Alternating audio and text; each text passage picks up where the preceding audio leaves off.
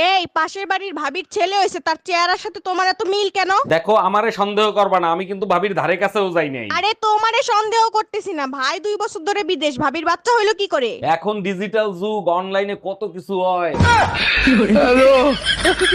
Madam, বাড়িতে একজন ভদ্রলোক এসেছেন। আসতে বলো।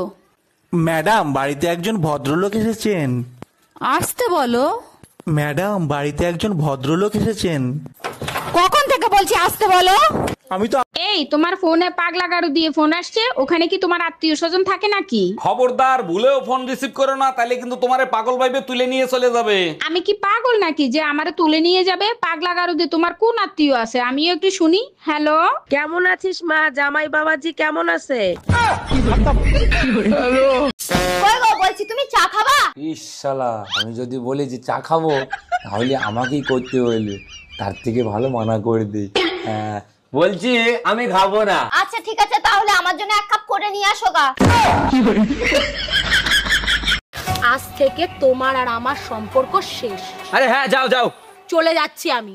আরে হ্যাঁ, বাস ট্রেন আর মেয়ে, একটা যাবে আর একটা আসবে। টোটো অটো রিকশা, একটা ডাকলে 4টে আসবে।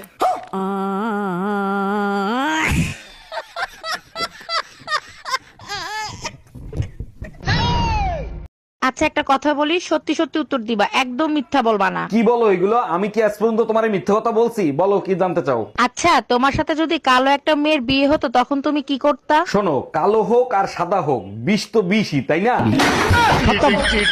আচ্ছা দুপুরে যে পায়েস খেলা, পায়েস কেমন হয়েছে সত্যি করে বলবা, আমার কসম। সর্বনাশ হয়েছে, সত্যি কথা বললে অশান্তি হবে, মিথ্যে কথা বলা যাবে না, কসম দিছে, কি করব?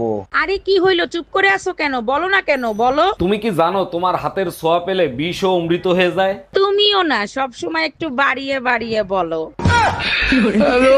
আরে ভাবি, এটা তো অনেক সহজ কাজ, এইটা পারতেছেন না? আচ্ছা ঠিক আছে, দেখি আমি কি করতে পারি। কি সহজ কাজ যেটা তুমি পারো ভাবি পারে না? ভাবি বিয়েতে যাবে শাড়ি পরে, শাড়ির কুচি ঠিক মতো মিলাতে পারতেছে না। তুমিও তো বিয়ের পরে শাড়ি পরতে পারতা না, আমিই তো তোমারে শাড়ি পরানো শিখাইছি। আচ্ছা আমি যাব। কোথায় যাবা? ভাবিরে শাড়ি পরাইতে? আরে কি উল্টা পুল্টা কথা বলতেছো, দোকানে যাওয়ার কথা বলছি। মত কো ছু কে টক সে वापस आ सकता हूं।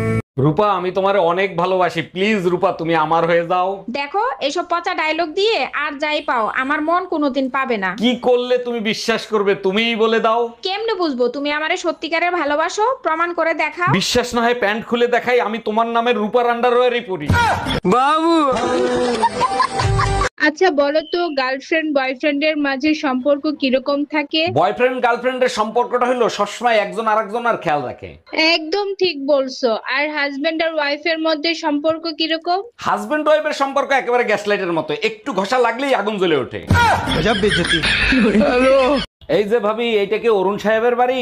জি স্যার, এটা অরুণ সাহেবের বাড়ি। আপনি কোথা থেকে আসছেন? আমি লোন ডিপার্টমেন্ট থেকে আসছি। অরুণ সাহেব 20 লাখ টাকা লোন নিছিল। হ্যাঁ, লোন নিছিল, আমাদের অনেক দরকার ছিল তাই নিছিল।